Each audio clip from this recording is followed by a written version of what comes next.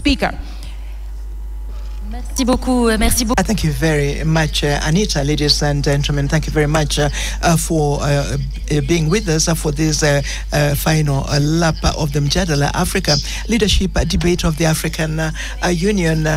You have listened during the debate, the questions that were raised, the answers that were given by the different candidates, and we're coming to the end of the debate. And so, Anita, we're going to listen to the closing remarks to the candidates. So thank you very much, Fatima.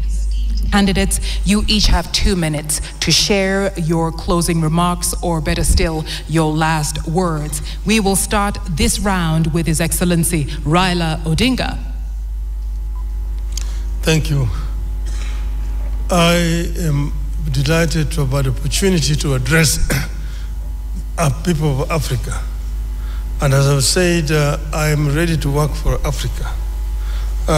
There are reforms that will be necessary so that AU can work more effectively. One of these reforms will be financial reforms, so that we are able to bring in the African private sector into the funding. I mentioned also the issue of sovereign funds that we can use. We can create a fund that will enable AU to do all its money work. Then there's issue of 0.2% of the duty, which only 17 countries are remitting. I will work to ensure that all the countries can pay their dues to the Union.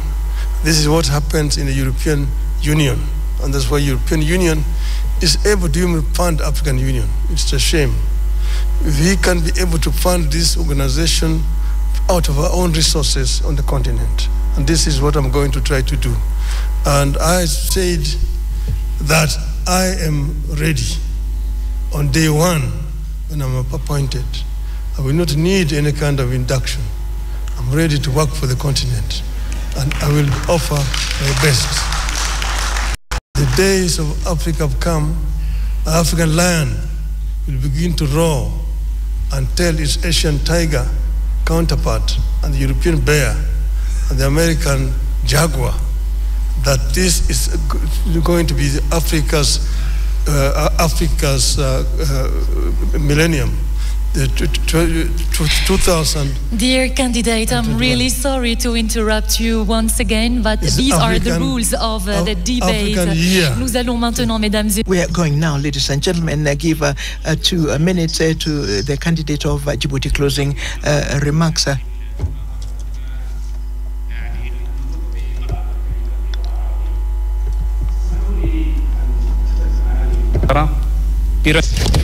Thank you so much, and let me speak in Arabic. I would like to say that if I will be elected as the chair of the African Union Commission, I will be up to your aspirations, and I will defend the interest of our continent, and I will work diligently to defend our continent, and with the full modesty, I think that I deserve it.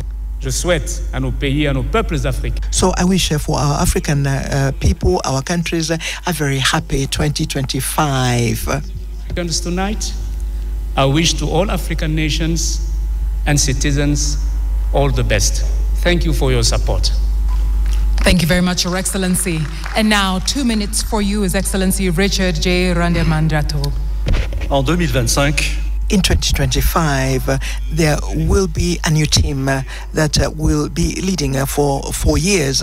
They will be leading the African Union Commission for 4 years, and there shall be 8 high-level public servants like most of us, and we shall be the ones to continue with the reforms.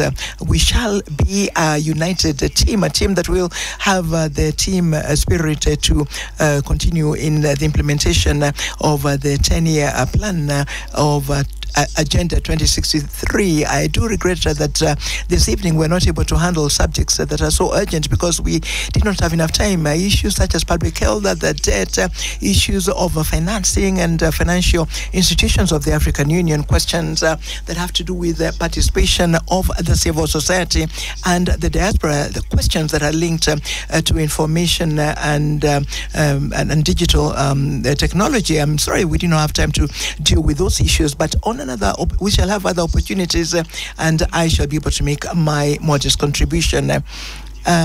Like in public sport, there have to be players and there have to be those who choose, who select the players, those who select the heads of state. It is up to them to select the team that will lead the African Union Commission for their need. We need a leader. Men and women need a leader, and I hope that in 2025 the wisdom of heads of state and government will balance the team that will win, so that the Africa that we want can continue to win the battle for sustainable development. Thank you. Thank you very much for these closing remarks that have been made by the different candidates. Candidates, ladies and gentlemen, please, another round of applause for our esteemed candidates. Tonight, we have heard from His Excellency Mahmoud Ali Yusuf, Foreign Affairs Minister Djibouti. We've also heard from His Excellency Raila Amolo Odinga, former Prime Minister of Kenya. We've also heard from His Excellency Richard J. Randyamandrato, who is the former Foreign Affairs Minister of Madagascar. Each one of our candidates has done an exceptional job talking about the thematic areas that were set before them. We've talked about advancing economic integration. We've talked about promoting peace and security as well as democracy, Africa's place in global affairs, and reforming the African Union amongst many. Ladies and gentlemen, it's been an absolute honor bringing you Mjadala Africa Leadership Debate 2024. Merci infiniment. Thank you very much, Anisha. Ladies and gentlemen, we have come to the end of the Mjadala Leadership Debate, direct streamed live from the headquarters of the African Union in Addis Ababa. We were delighted to have you with us for the moderation of this debate. Of course, we wish the different candidates all the very best. The election of the new chairperson will take place at the level of the African Union Commission. It will take place in February next year, and thank you to all of you for having been with us, and have a good evening.